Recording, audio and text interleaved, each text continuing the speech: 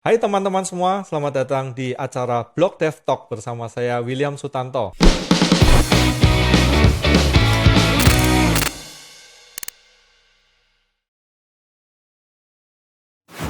Hai Mbak Dara, terima kasih sudah bergabung di podcast kita.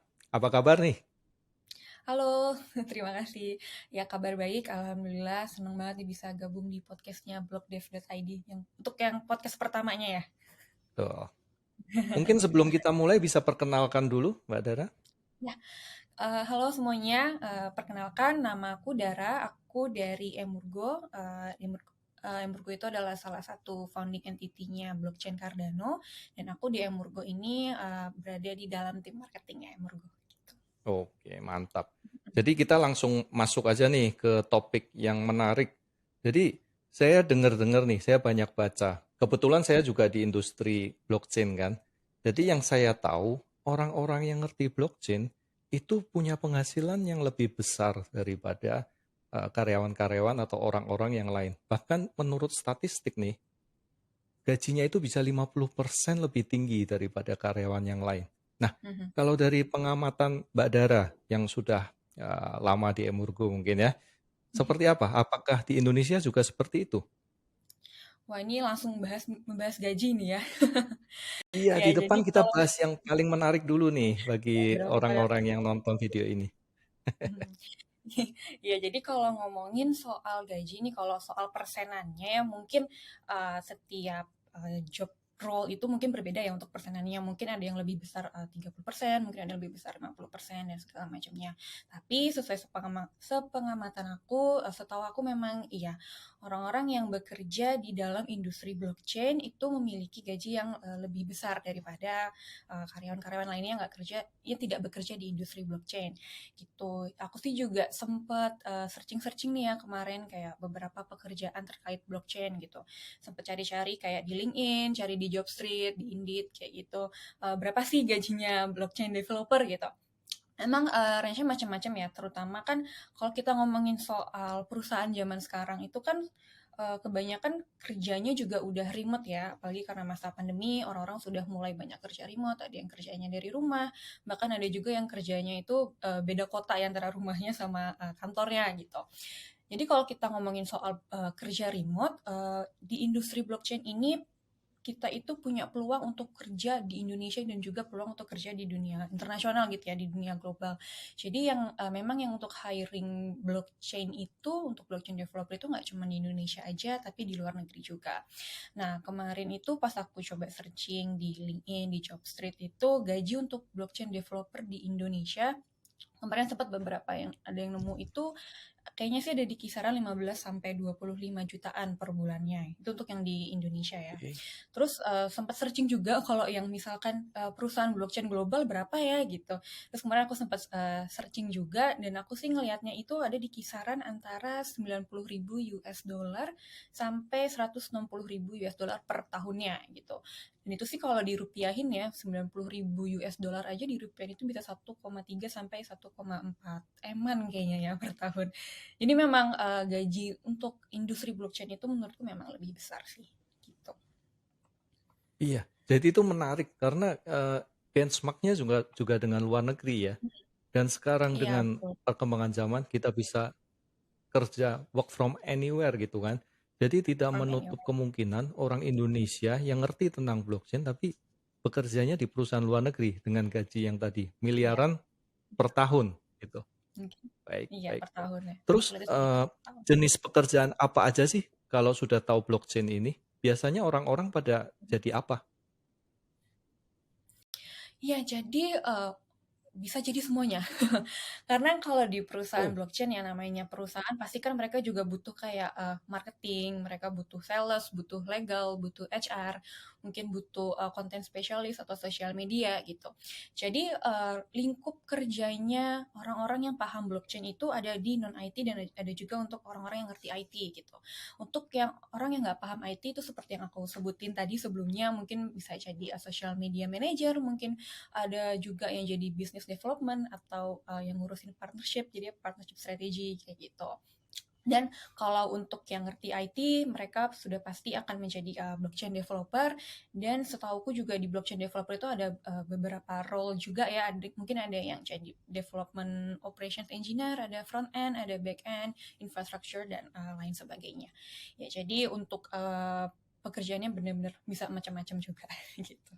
Iya, itu menarik, itu menarik. Karena sejauh Mhm. yang saya ngobrol sama orang-orang, terutama orang yang ingin Mhm. masuk ke dunia blockchain, mereka selalu taunya blockchain developer tuh harus sebagai programmer. Padahal nggak seperti itu ya. Mhm. Iya, betul. Nggak seperti itu. Karena kan, eee, misalkan kayak aku nih, aku kan di Emurgo itu sering bikin konten gitu ya. Dan konten ini kan, kebanyakan sudah pasti kebanyakan bakal ngebahas soal blockchain gitu. Jadi aku juga harus punya pengetahuan juga kan tentang, blockchain gitu. Jadi, memang nggak melulu tentang IT, semua orang pun bisa, bekerja di, ruang lingkup industri blockchain gitu. Karena aku sendiri juga aku sebenarnya nggak ngerti IT. Aku bukan Oke, programmer, bukan developer gitu. Mhm. luar biasa. Jadi itu jawabannya untuk teman-teman. Kalau mungkin banyak yang keder gitu kan, saya nggak bisa ngoding, tetap bisa belajar blockchain. Karena di blockchain itu banyak topiknya, banyak pekerjaan yang bisa dilakukan, bukan hanya ngoding aja. Iya, Ya. setuju setuju. Terus terus kalau pengalaman dari Emurgo sendiri atau dari Mhm. Mbak Dara, biasanya perusahaan-perusahaan apa sih yang menerima orang-orang yang ngerti tentang blockchain ini? Kalau soal, perusahaan macam apa yang nerima orang-orang ngerti blockchain, mungkin aku bahas ini dulu kali ya, use case-nya, teknologi blockchain gitu. Karena kan yang orang paham yang ada di pikiran orang-orang sekarang ini kan blockchain itu adalah kripto. Blockchain, kripto, terus NFT gitu kan. Tapi sebenarnya blockchain itu nggak hanya kripto dan NFT aja gitu. Blockchain is really more bigger than that gitu. Mungkin contohnya ada di industri kayak pendidikan, media, terus supply chain, terus mungkin kayak volunteer, lingkungan, kesehatan, entertainment, dan bahkan pemerintahan gitu. Ini aku kasih beberapa contoh aja kali ya. Misalkan nih di dunia pendidikan gitu. Kalau nggak salah setahun yang lalu atau 2 tahun yang lalu gitu ya, negara Ethiopia itu mereka, kerjasama sama IOHK. Jadi IOHK atau yang sekarang disebut IAG itu, mereka bekerja sama untuk membuat sebuah platform di mana mereka itu pengen membantu murid-murid di Ethiopia sana untuk mempunyai sistem rekor pendidikan mereka yang lebih baik gitu. Jadi mungkin mereka pakai teknologi blockchain itu untuk menyimpan data-data pendidikan mereka, menyimpan sertifikat apa sih yang mereka punya, kayak gitu-gitu. Nah, itu fungsinya adalah untuk membantu mereka supaya mereka bisa lebih gampang untuk cari kerja atau masuk kuliah atau jenjang pendidikan berikutnya. Itu di pendidikan. Atau mungkin di sektor kesehatan ya, teknologi blockchain itu bisa dipakai untuk menyimpan medical record gitu. Jadi ini akan memudahkan para tenaga medis untuk mencari data medis kita, riwayat medis kita gitu ya. Misalkan nih ya, amit-amit ya ngomongin buruknya. Misalkan kita lagi jalan-jalan ke luar negeri gitu, terus ternyata tiba-tiba kita di sana kecelakaan gitu ya. Terus kita masuk rumah sakit, pas sampai sana dokternya nggak tahu nih riwayat medis kita tuh seperti apa. Apakah mungkin aku nggak boleh dikasih antibiotik atau mungkin aku ada alergi apa gitu. Kalau misalkan menggunakan teknologi blockchain yang mungkin itu bisa memungkinkan. Jadi tenaga medis di sana itu mereka bisa cari tahu lah riwayat medis kita. Aku kemarin sempat baca sih ini ada namanya kalau nggak salah Medtrek itu di blockchain Ethereum mereka lagi ngembangin kayak teknologi blockchain record apa ya teknologi pencatatan data untuk record medis kita gitu. Itu adalah beberapa contohnya. Nggak menutup kemungkinan juga di industri pemerintahan dan lain-lainnya. Nah, makanya kalau ditanya bisa kerja di mana aja, ini industri juga bisa di mana aja. Di industri kesehatan bisa, pemerintahan bisa, bahkan supply chain pun juga bisa gitu. Itu sih Pak William. Saya senang sekali jawabannya, apalagi terutama tentang blockchain itu bukan soal kripto aja. Memang Mhm. sekarang kripto kan lagi bear market nih, semua Iya, semua orang betul. yang main kripto taunya, wah harganya turun semua. Terus jangan-jangan blockchain nggak dipakai lagi. Padahal bukan seperti itu ya. Jadi blockchain Iya. ini bukan hanya kripto aja, tapi Mhm. banyak industri yang sebetulnya bisa memanfaatkan teknologi blockchain ini. Apalagi baru-baru aja ada CBDC kan, yang Iya, betul. dikeluarkan oleh Bank Indonesia. Jadi Mhm. potensinya makin jauh ke depan, itu Bank Indonesia atau pemerintah yang lain juga bakal pakai blockchain ya. Iya, iya, betul. Ya. Jadi menurut Mbak Dara nih, berarti perkembangannya seperti apa nanti industri blockchain ke depannya? Kalau menurutku industri blockchain ke depannya sudah pasti akan terus berkembang, ditandain dengan peluncuran white paper CBDC dari Bank Indonesia kemarin ya, karena dari Bank Indonesia pun ini kan masih tahap awal, mereka masih mengembangkan desain untuk teknologi CBDC-nya, digital rupiahnya itu seperti apa. Jadi aku yakin sih kalau di Indonesia ya, terutama ya di Indonesia ini pasti akan sangat berkembang gitu. Mungkin kalau aku kasih contoh lagi, sekarang blockchain yang paling terkenal ya, mungkin yang market cap-nya paling gede setelah Bitcoin itu kan ada Ethereum ya, sekarang paling terkenalnya. Kalau kita lihat sebenarnya Ethereum ini kan sudah mulai dikembangin dari tahun 2015 lalu. Jadi kalau sekarang sudah 7 tahun lebih lah ya, mungkin ya 7 tahun lebih Ethereum belum sebesar sekarang, belum menempati market cap terbesar kedua setelah Bitcoin gitu. Jadi aku sih yakin kalau nanti ada project-project blockchain yang baru dikembangin sekarang, ya we will never know how big they will be in next 5 or 7 years Nice. ya. Masih berkembang Yes, pasti. betul, betul, betul. Kemudian tadi yang kita ngomongin ini kan dari segi karyawan ya, dari orang yang mau bekerja di perusahaan blockchain. Tapi kesempatannya untuk membuat perusahaan sendiri, membuat startup sendiri, menurut Mbak Dara seperti apa sih? Oke, kalau mau bikin perusahaan startup sendiri, terutama startup blockchain gitu ya, menurutku sih tentu ada tantangan dan ada peluangnya juga gitu. Jadi menurutku peluangnya adalah karena belum banyak orang yang paham tentang blockchain saat ini, belum ada banyak blockchain developer saat ini. Jadi itu masih ada banyak masalah-masalah di industri yang bisa diselesaikan sama blockchain gitu. Jadi menurutku peluang untuk sebuah project bisa nantinya akan menjadi besar itu peluangnya masih oke banget menurutku gitu. Nah, tapi tantangannya adalah karena belum semua masyarakat Indonesia tuh tahu tentang blockchain, dan pasti ada juga beberapa orang yang skeptis ya, masih belum percaya sama blockchain atau kripto gitu. Jadi masih perlu adanya edukasi buat masyarakat Indonesia untuk lebih tahu tentang blockchain supaya mereka tuh percaya dengan teknologi blockchain gitu. Menurutku Oke, gitu. terus ini membahas tentang kepercayaan orang-orang terhadap blockchain. Nah, akhir-akhir ini kan banyak perdebatan nih, apakah blockchain ini legal atau enggak sih? Itu menurut Mbak Dara seperti apa? Legal atau enggaknya ya. Oke, jadi kalau aku lihat lagi, kita bahas lagi soal CBDC di Indonesia ya. Jadi kemarin aku sempat baca white papernya mereka, aku baca semuanya sampai habis. Jadi ada satu statement di mana mereka itu bilang kalau undang-undang yang ada di Indonesia ini sudah memadai buat Bank Indonesia untuk menerbitkan digital rupiah. Tapi sampai saat ini belum ada undang-undang yang bisa menjadi landasan kalau digital rupiah itu bisa dijadikan legal tender gitu. Jadi belum ada undang-undang yang bisa memastikan kalau digital rupiah ini bisa dipakai untuk alat pembayaran. Nah, makanya dari sini sih kalau aku sih lihatnya ya, aku sih percaya nantinya digital rupiah bisa menjadi legal tender di Indonesia, dan dengan ini juga menurutku kayaknya kedepannya perundang-undangan di Indonesia tentang blockchain dan tentang kripto juga akan berubah ya, dan akan lebih menguntungkan untuk mereka-mereka yang mempunyai project blockchain gitu. Baik. Artinya untuk teman-teman yang punya concern, jangan-jangan blockchain ini ilegal. Padahal nggak seperti itu. Dan untuk saat ini pun yang diatur kebanyakan masalah kriptonya. Dan Iya, blockchain itu mungkin cuma teknologinya ya. Jadi iya teman-teman nggak teknologi. perlu khawatir kalau mau terjun di belajar lebih jauh tentang blockchain. Baik.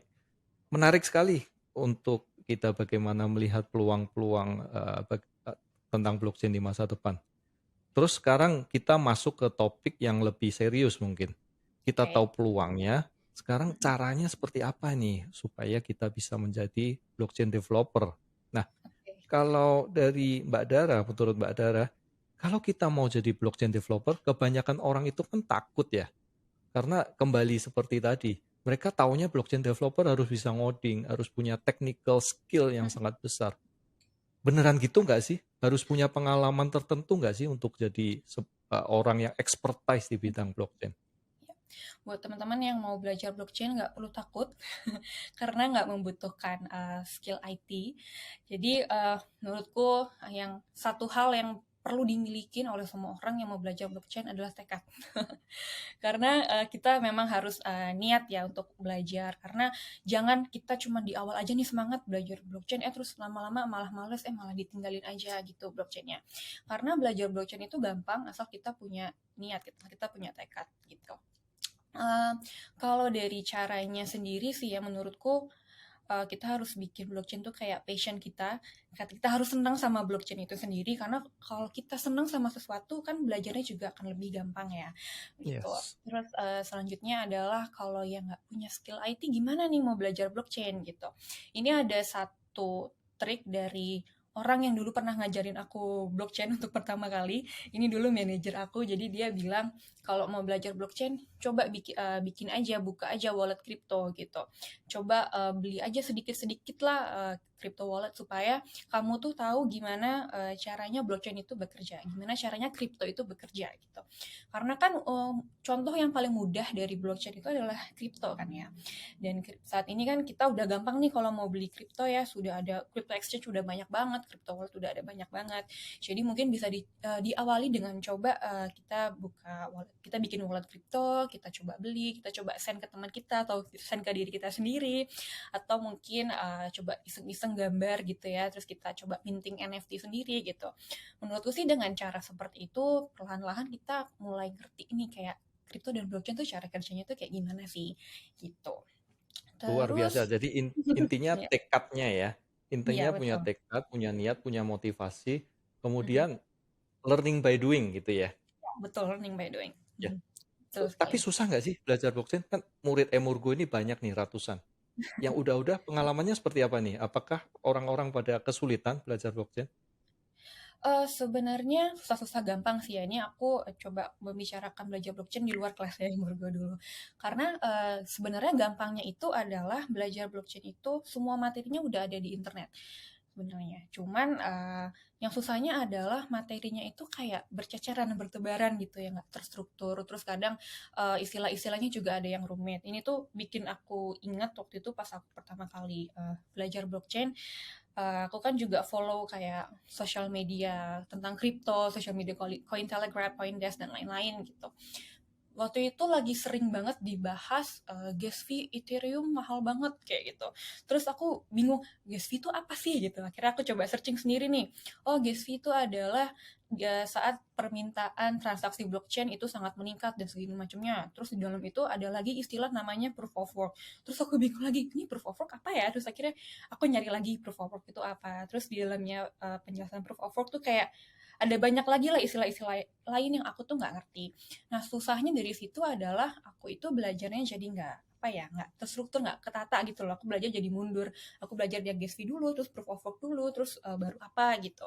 Padahal kan lebih enak kalau belajar itu dari start dari awal ya, kayak blockchain itu apa, terus caranya mereka memvalidasi blok itu seperti apa, kayak gini-gini gitu. Jadi menurutku susah gampang, susahnya di situnya. Di saat kita harus mencari tahu sesuatu, cuman materinya itu bertebaran di mana-mana gitu. I see. Terus kalau belajar blockchain, itu benernya topiknya apa aja sih yang dipelajarin? Topik ya, topiknya itu ini beda lagi ya untuk non IT dan IT. Jadi untuk blockchain in general, kita kalau mau belajar blockchain dari dasar, yang pasti kita akan mempelajari cara kerjanya blockchain seperti apa. Kayak misalkan kenapa sih ada blok-blok kayak gini, terus kok ada hash ini tuh apa gitu. Itu kan pasti kita akan belajar di awal gitu. Kita perlu juga sih belajar sejarahnya blockchain. Kayak dulu kan pertama kali kripto itu adalah Bitcoin. Terus kemudian muncullah Ethereum. Terus kemudian muncullah kripto generasi ketiga Cardano gitu. Kita juga kayak menurutku sih kita harus belajar kenapa sih kok Ethereum dibuat gitu. Oh, ternyata Ethereum itu dibuat karena Bitcoin saat itu, karena Bitcoin itu cuma bisa dipakai untuk alat pembayaran aja. Kita nggak bisa bikin aplikasi financial di atasnya kayak gitu. Jadi belajar sejarahnya itu juga penting. Terus belajar ada konsensus, ada kriptografi, dan juga menurutku kita perlu belajar juga use case-nya. Itu bisa diterapin di mana aja, karena untuk use case itu menurutku penting kalau kita mau cari kerja gitu ya. Jadi kita tahu nih teknologi blockchain mau dipakai buat apa. Tapi kalau terus kita udah belajar nih generalnya blockchain, kita sudah tahu fundamentalnya blockchain, terus akhirnya inilah saatnya para programmer membuat aplikasi di atas blockchain gitu. Nah, kalau mau jadi blockchain developer itu apa sih yang perlu dipelajarin? Ini aku udah tanya ke guru IT educator dari Emurgo. Jadi kalau mau jadi blockchain developer itu pertama yang harus dikuasai adalah logika pemrograman dari bahasa pemrograman apapun gitu. Karena kan untuk setiap blockchain itu programming language-nya kan berbeda-beda ya. Kayak contohnya di Ethereum itu pakai Solidity, terus kalau misalkan kita ngomongin soal Cardano, itu beda lagi programming language-nya. Jadi Cardano itu mereka pakai Plutus dan juga Haskell gitu. Jadi topik yang dipelajari kalau untuk blockchain developer menurutku berbeda-beda tergantung blockchain mana nih yang mau kamu bikin aplikasinya gitu atau dapps-nya. Baik, baik. Terus tadi kan dibahas ya, kalau belajar blockchain itu banyak websitenya yang bisa dipakai gitu kan, dan informasinya tersebar di Mhm. mana-mana. Nah, kalau menurut Mbak Dara, proses belajar blockchain yang paling baik itu sebetulnya seperti apa? Kalau menurutku yang paling baik itu adalah belajar dari awal. Maksudnya Hmm, maksudnya tertata gitu ya, belajarnya benar-benar dari dasar dulu gitu, biar kita ngerti dulu fondasinya.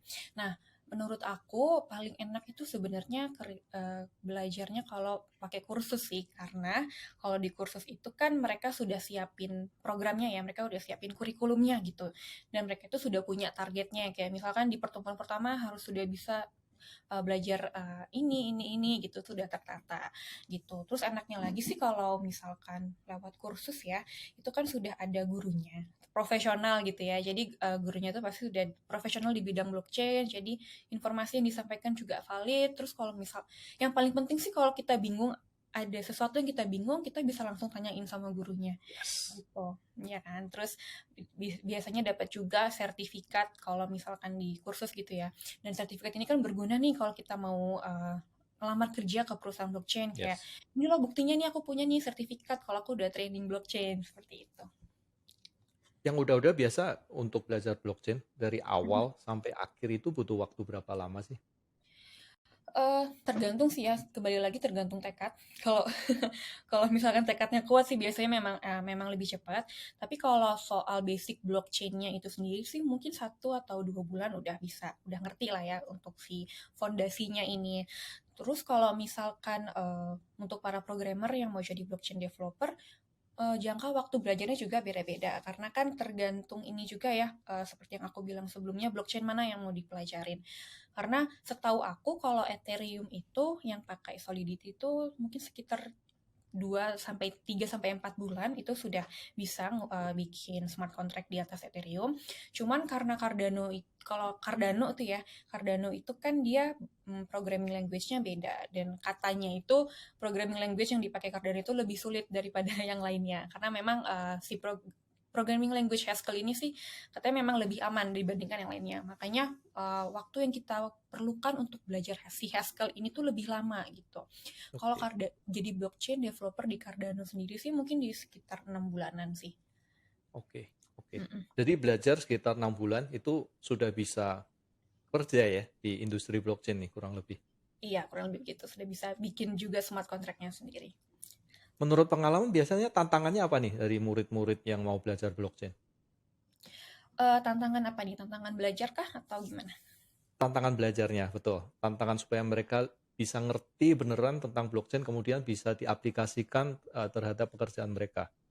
Ya, untuk tantangan kalau di kelasnya Emurgo sih biasanya ini sih memang pertama tekad tetap dan yang kedua tantangannya adalah di programming language-nya.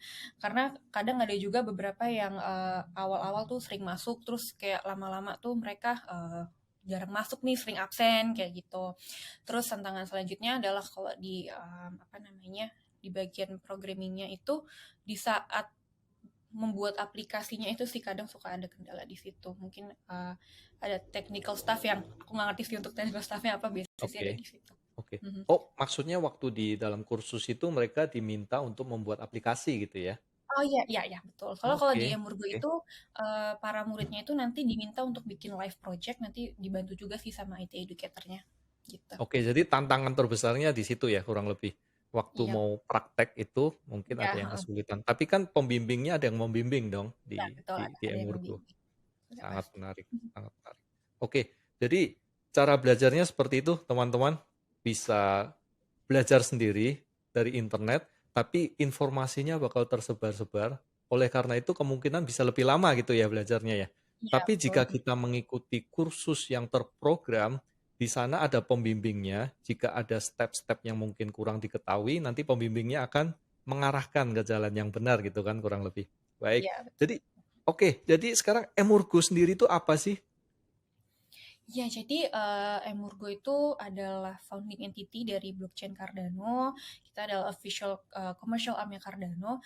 Jadi buat teman-teman yang mungkin belum tahu, Cardano itu dibangun oleh 3 entitas. Yang pertama itu ada IOHK atau yang sekarang IOG, ada Cardano Foundation sama Emurgo. Jadi kalau si IOG itu mereka lebih kayak ke maintain dan building si jaringan Cardano-nya itu sendiri.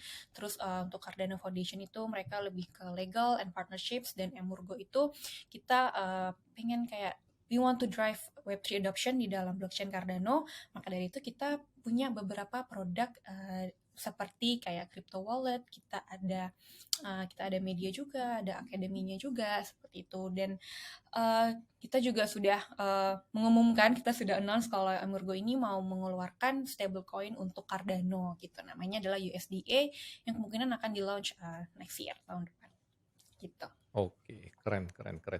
Terus untuk teman-teman yang mau ikut kursus di Emurgo, itu apakah perlu investasi atau seperti apa bentuknya?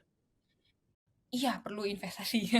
Jadi untuk setiap kelas yang ada di Emurgo ini memang ada biayanya tersendiri ya.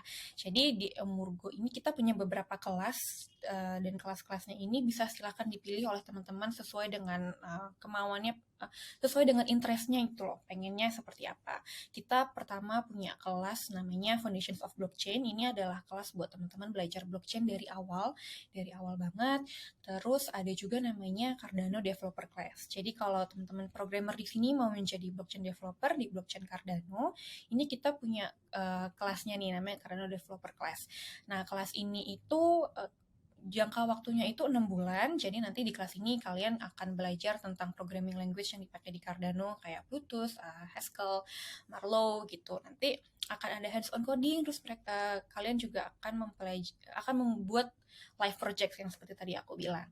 Nah, tapi kalau misalkan nih 6 bulan lama banget ya, kelamaan gitu. Kita juga punya kelas fast track namanya. Jadi dari kelas Cardano ini kita ada bagi beberapa part. Terserah teman-teman sesuai yang mana aja. Kita 3 part itu ada yang khusus Haskell, ada yang kayak keseluruhannya, ada yang ini, ada yang ini gitu. Nanti bisa dicek aja di websitenya yang Murgo. Websitenya sendiri bisa diakses di mana untuk mengetahui informasi lebih lanjut? Websitenya Untuk websitenya itu ada di www.emurgo.id. Oh ya, aku sama lupa bilang kalau ikutin kelas di Emurgo ini kan enak ya, maksudnya ada gurunya langsung gitu ya, kita bisa berdiskusi langsung sama gurunya, kita juga bisa berdiskusi sama teman-teman lainnya yang nanti ikutan kelasnya gitu. Dan nanti kalau misalkan sudah selesai dari kelasnya blockchainnya Emurgo, nanti kalian akan mendapatkan itu kayak sertifikat gitu ya, namanya sertifikat digital badge. Nah, si sertifikat ini itu bisa ditaruh di profile LinkedIn-nya kalian gitu. Jadi buat menunjukkan kalau ini loh aku udah ikutin training blockchain dari Emurgo seperti itu. Dan biasanya sih kalau untuk yang blockchain developer ya, biasanya itu ada beberapa project yang datang ke Emurgo kayak nanya, ada blockchain developer nggak yang bisa kita hire gitu. Oke. Nah, jadi kadang-kadang juga kita suka bantu hire melalui itu. Oke. Berarti dari perusahaan kita kalau perlu misalkan blockchain developer juga bisa kontak Emurgo ya ceritanya. Oke, jadi bukan hanya dari sisi orang yang ingin belajar tentang blockchain, tapi juga perusahaan-perusahaan yang butuh orang-orang, karyawan-karyawan yang ngerti tentang blockchain, begitu ya? Iya, betul, betul.